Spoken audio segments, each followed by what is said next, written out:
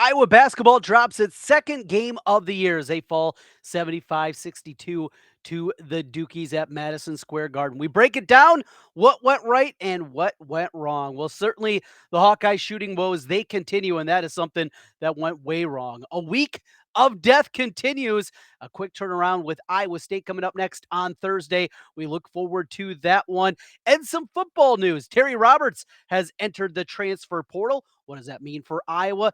The latest news and rumbling. Plus, we'll get ready for Iowa State women's basketball. That comes up tonight. All today on Locked On Hawkeyes. Our Locked On Hawkeyes, your daily podcast on the Iowa Hawkeyes. Part of the Locked On Podcast Network, your team every day.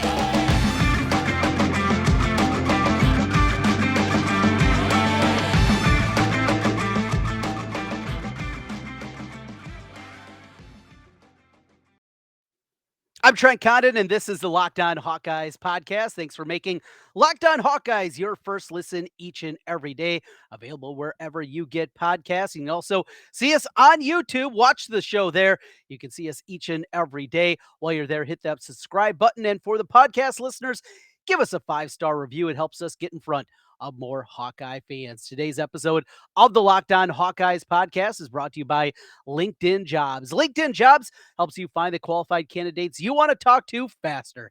Post your job for free at linkedin.com/lockedoncollege. That's linkedin.com/lockedoncollege to post your job for free. Terms and conditions apply. Well, it was a rough night in New York City for the Hawkeye basketball team this evening as they fall to the Dukies 74-62. Go into the halftime locker room down 37-31. There's hope. Iowa didn't play very well, didn't shoot it very well. Hey, you're still hanging around in this basketball game. Maybe, just maybe, you got a shot. And though there were plenty of opportunities throughout this one, Iowa could never get over the hump. Cut it to 4 a couple of times, had a couple of chances, but ultimately just too much Duke, too much inside from the Dukies in this one. But you look at this as a whole, and the real scary part about this is Iowa falling in this fashion to a Duke team that has talent. They're going to be a lot better at the end of the season, I think, than the team that we see right now. But their inability to hit shots is something that was a bit of a concern coming into the year, and it's certainly, especially,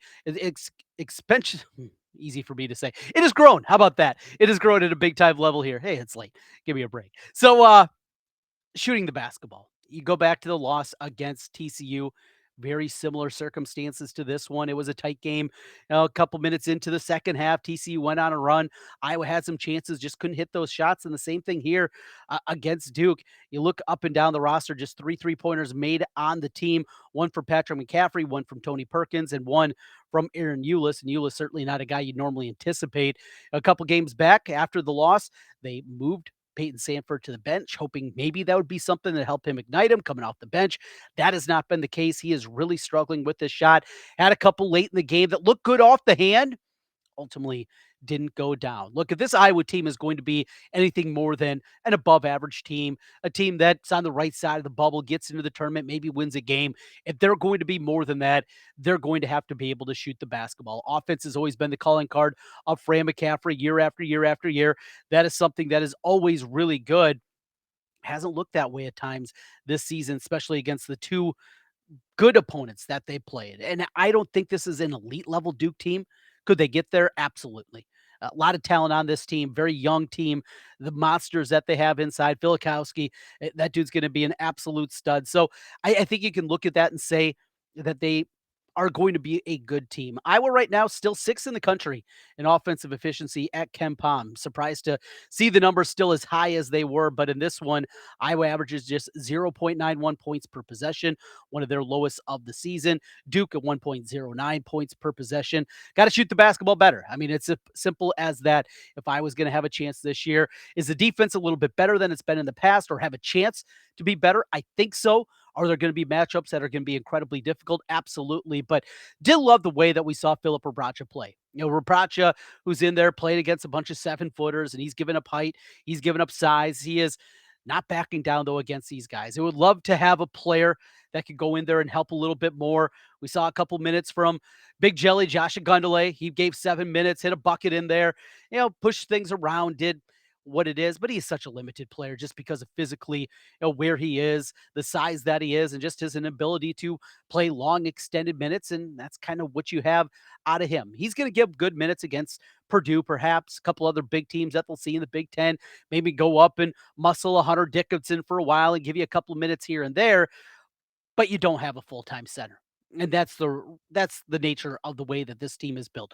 Philip Bracha, he'd be an excellent four. He has to play five for this team, and this is what it is. Another disappointing effort as well from Chris Murray. And it's one thing to put up monster performances against the non-conference teams that you should would. The quadrant four teams that you play. It's great to put up big numbers against them, but we got to see it now from Chris Murray to do it against a good opponent. Yeah, he did it last year against Indiana. He had those moments, but now for all intents and purposes, this is his team. And as yesterday before the game, talking with Matt Norlander from CBS Sports, and asked him pretty simply, is it as simple as for Iowa, as Chris Murray goes, that's how good this team has a chance to be? And it kind of feels that way. This is not a deep Iowa team. This is not what we normally expect out of a Fran McCaffrey coach team, where he not only expects, but he likes to go 9, 10, 11 deep. That's not what this team is right now. Love the play out of Bracha. Definitely a gold star for him in this one, battling inside and at least trying out there. Now, got to hit those free throws. Yeah, that's also a part of it. Chris Murray, 0 for 3 from the three-point line. 3 made field goals, just 8 points in the game. Need more out of him. He finishes the game also with 7 rebounds. Did have 3 assists. Good to see, filling up the stat sheet. Another conversation. Tony Perkins. Something's off. Know he's dealing with some kind of injury, lower leg, some kind of leg injury at this point in time. We've heard hip, heard ankle, banged up. They need him. Again, because of the depth of this team. And if Chris Murray is not playing well, who else can really step up on this team? There's really one guy, and that's Tony Perkins. And they need Tony Perkins at his best. And if he's not, along with Chris Murray, there's not going to be many more wins on this schedule outside of what they have after the next 2 games, Southeast Missouri State and Eastern Illinois. Yes, they could have poor games from both those guys and still win those basketball games. But the rest of the schedule, the Big Ten, it is going to be loaded once again, top to bottom. It's going to be difficult to find road victories, go in, and it doesn't matter if you're taking on a Penn State or a Nebraska or a Minnesota. Road wins are always incredibly difficult to come by, coupled with what you're going to have at the top level. And you got 8, 9, 10 teams right now that feel like they're NCAA tournament teams, from, of course, Purdue and the great start that they're off to at this point in time. What we've seen out of Indiana in the early portions of the season. Hoosiers look ready to go again this year. How about Wisconsin? They're starting to pull themselves out. They got a nice win against Maryland. Speaking of the Terrapins, what they did. How about Northwestern? They have a win now against Michigan State, even as ugly as some of their games have been this year. Just on and on and on. Ohio State's going to be there. Michigan's going to be there. Illinois, what they did, beating number 2 Texas. It continues. It's an incredibly difficult conference. And without Tony Perkins and Chris Murray, one of those 2 guys got to play well.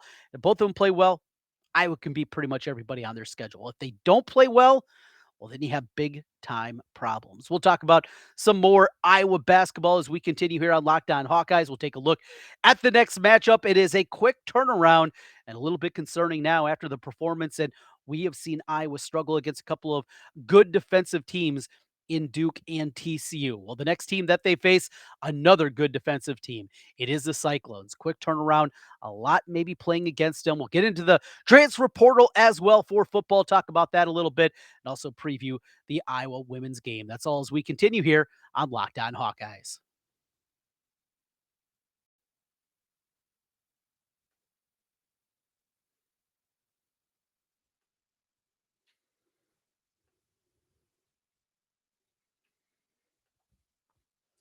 Today's episode of the Locked On Hawkeyes podcast is brought to you by LinkedIn Jobs.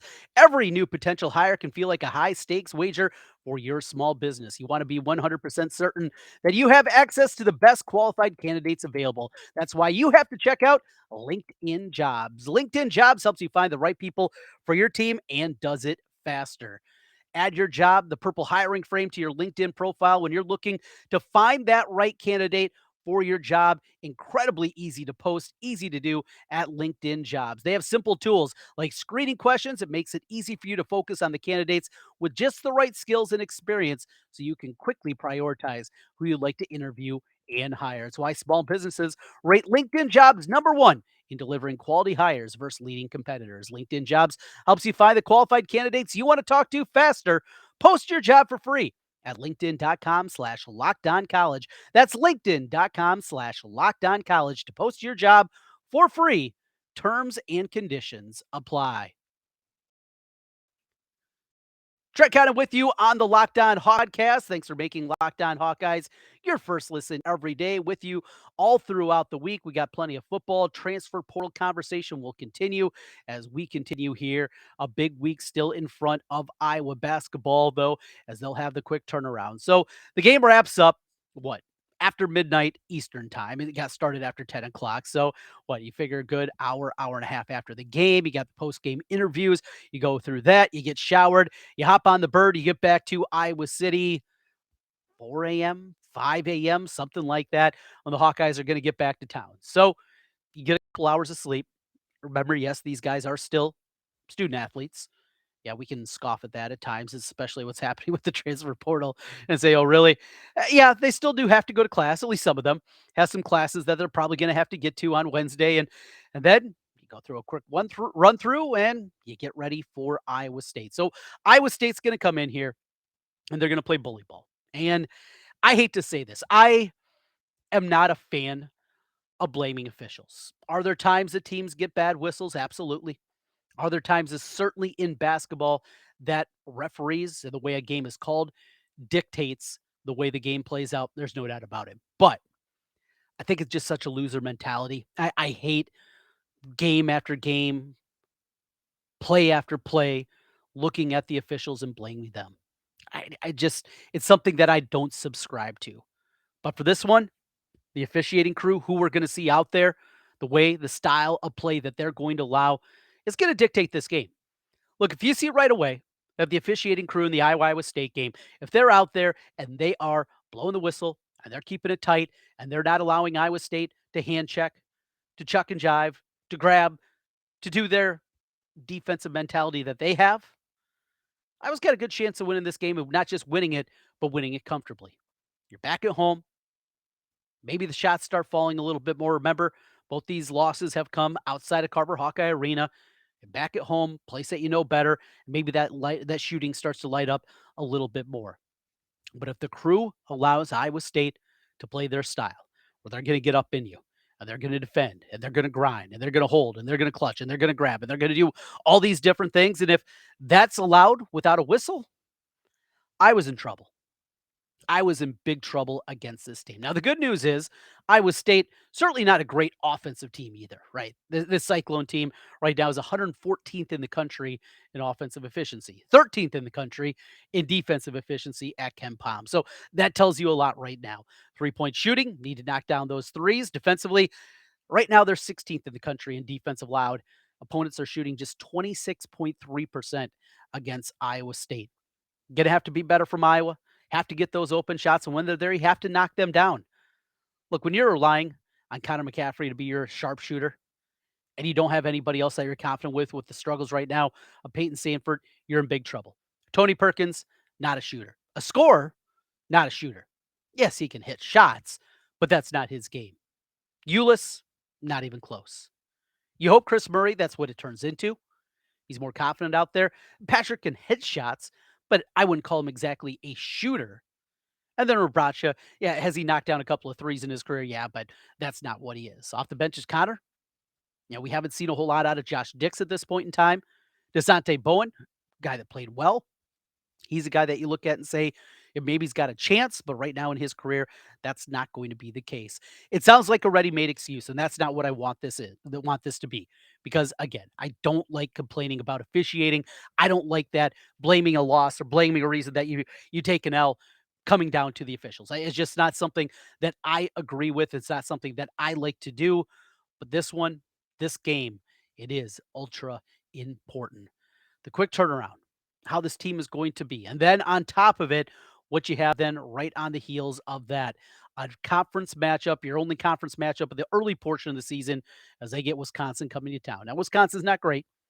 This is not a Badger team. I think that you worry about some of the past teams. It's not like the team that played for a national championship, but they got a nice win themselves tonight against Maryland. They beat the Terrapins at home. They beat Marquette the game before that.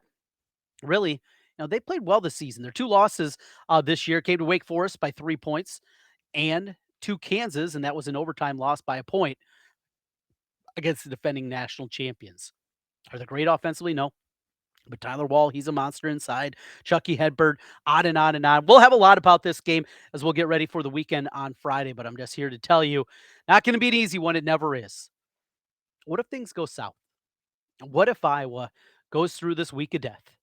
Duke, Iowa State, and Wisconsin, it goes 0 for 3. Now, season's not over. And you don't have to hit the panic button, but we're going to be hitting the panic button. I mean, at minimum now, you have to get a split these next two games. And if you get both of them, boy, you're feeling great, right? You're feeling really good. You get that win. You get it back again in the Cyhawk game against Iowa State. You're 1-0 in the conference, something that has been a rarity for Iowa since they've gone, 6-7 years back now to these early Big Ten conference games. So many times Iowa has dug themselves such a big hole in the season. A lot of times starting 0-2 when they played two games this year because of the schedule, just one for the Hawkeyes. But still, you just don't want to dig yourself that hole. And there's a real possibility that can happen. Two teams that are tough to play, two teams that are going to guard you, two teams that are going to grab you. Got to be ready to go, got to be tough, and got to be more physical and play through contact better than we've seen. Get Chris going, knock down some shots, get those good vibes going. The environment's going to be great. At Carver Hawkeye, it's got its issues, but as we saw Sunday in the duel against Iowa State on the wrestling side of things, that place, it can still have some buzz to it, and it still can for basketball. Just have to play well to make that happen. Well, the transfer portal continues to be one of the more baffling things that we talk about here. We talked yesterday a little bit about what happened in the transfer portal with the Alabama wide receiver Trayshawn Holden, what was happening there. Looked like he was all but signed, sealed, and delivered to Iowa. And then things hit the fan. Well, we got more going on. Terry Roberts has entered the transfer portal, and people are freaking out about it. Do we need to? We'll talk about that as we continue here on Locked On Hawkeyes.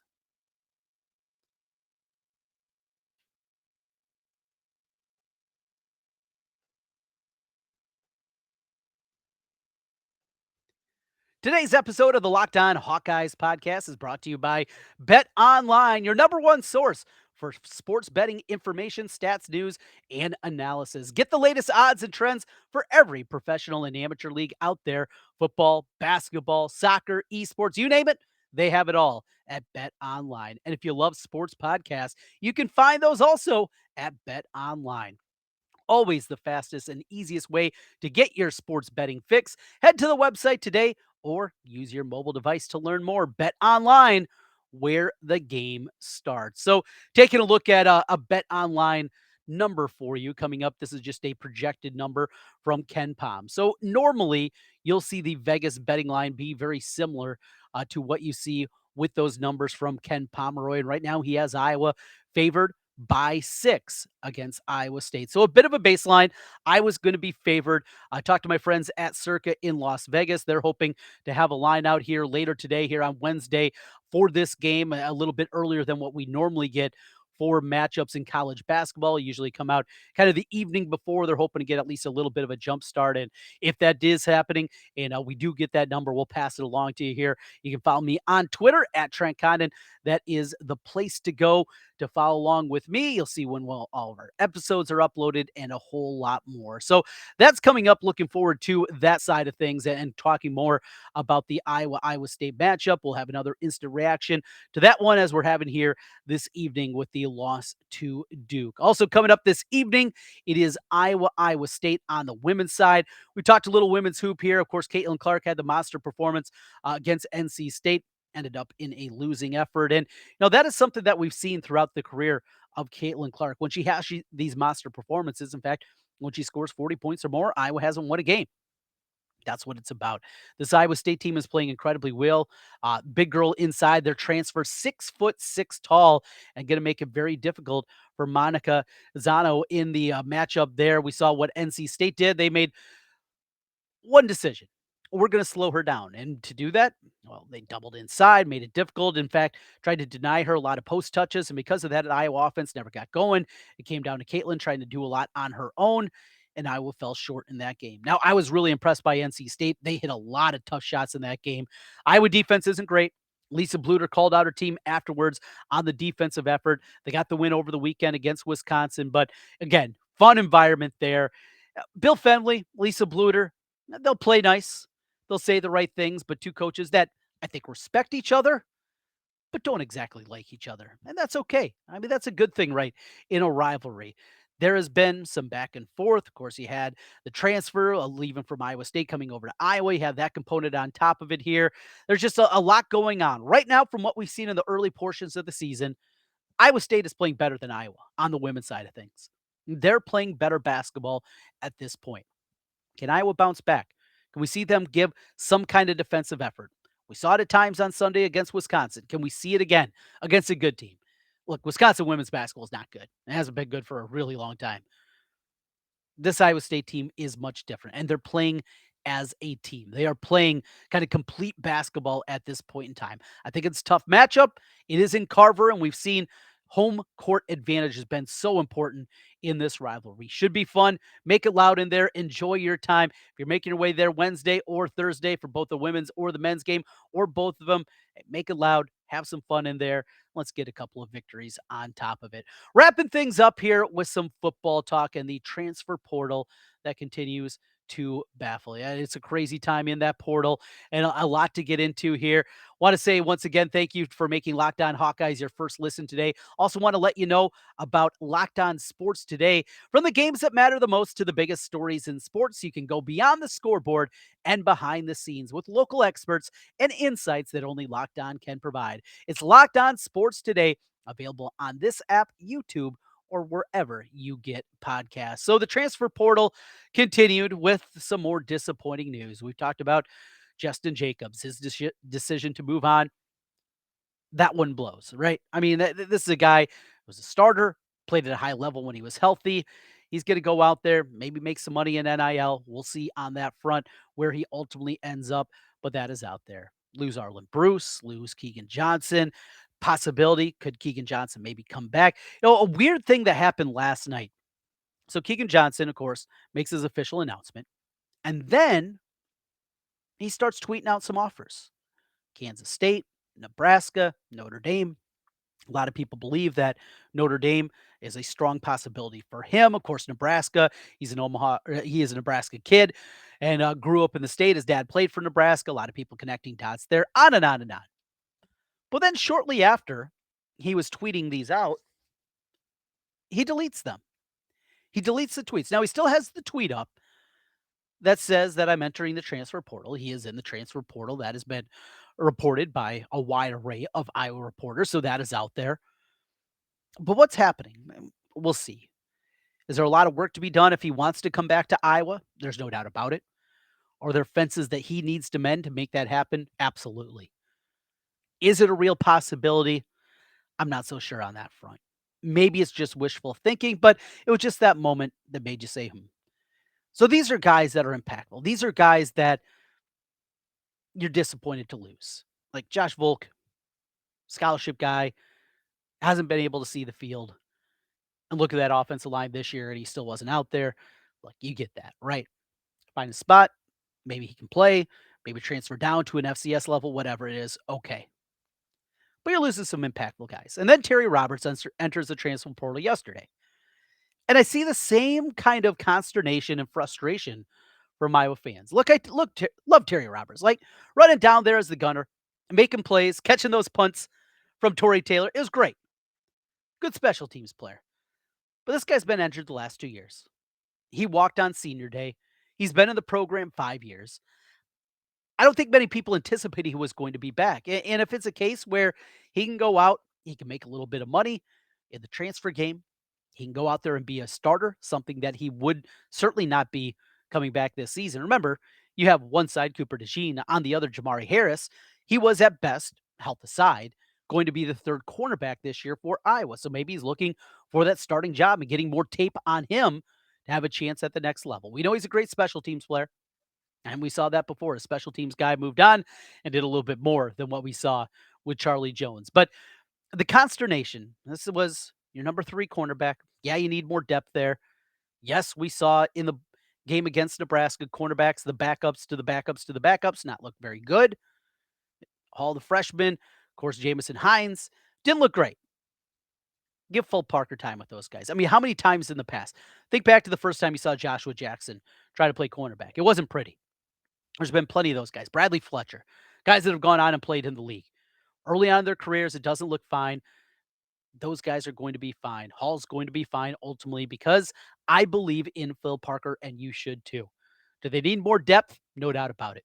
They need to find some more guys to help out cornerback, but let's slow our roll a little bit.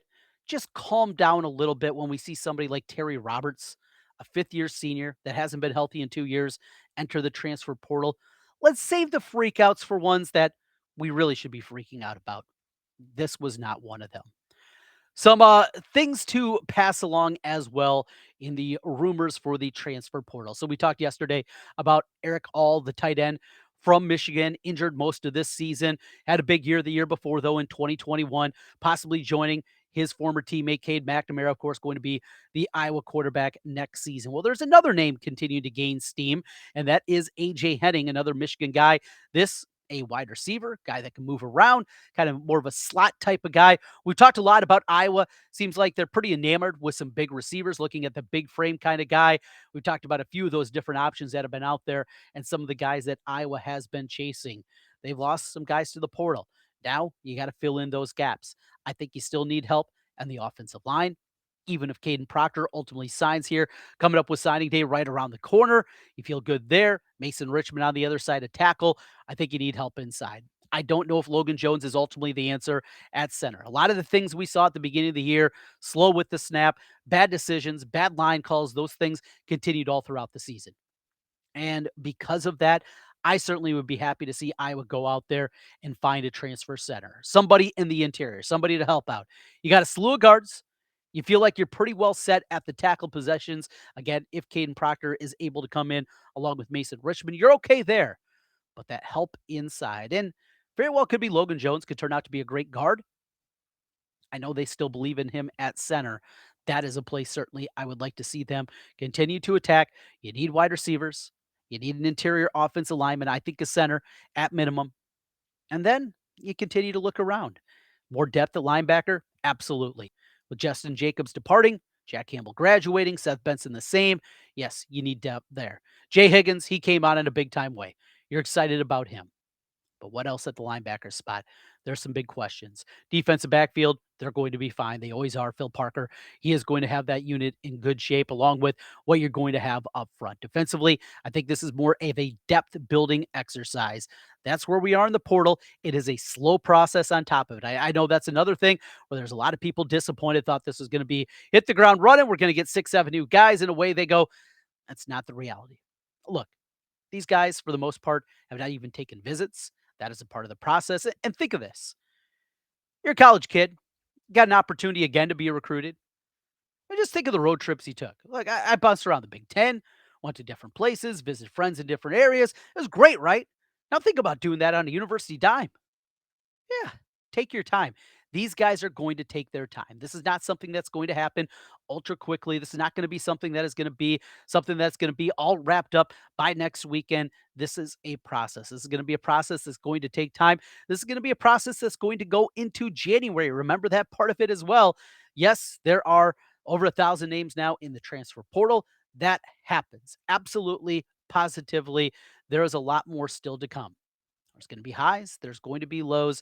Enjoy the ride, and we'll see how they come out the backside of this. There's a bowl game coming up. We'll talk about that more. A matchup with Kentucky. Oh, ho hum, right? Just taking on the Wildcats for the second straight year.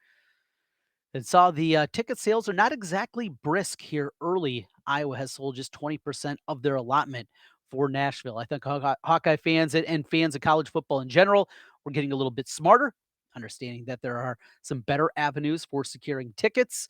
Will that change in the future of the bowl structure? Maybe a summer conversation with us here on Locked On Hawkeyes. Again, thanks for making Locked On Hawkeyes your first listen each and every day. Always enjoy having you, and hit me up with some comments as well on YouTube. I read all of those and always enjoy hearing from you out there. For your next listen, check out Locked On Sports Today, the biggest stories of the day, plus instant reaction, big game recaps, and the take of the day. It's available on the Odyssey app, YouTube, or wherever you get podcasts. We will continue Cy-Hawk Week and the difficult nature of things. Iowa State on the women's side coming up this evening. That game will be on television as well. That is an ESPN2 game for that one on Wednesday evening. Then on Thursday night, it'll be the men's 7 o'clock on FS1 for that one. Big couple of days in Hawkeye athletics. Let's beat little brother and let's get a couple of wins in the win column and some positive feelings for both the women's and the men's basketball teams. We'll be back with you again tomorrow. We'll talk to you then. Go Hawks.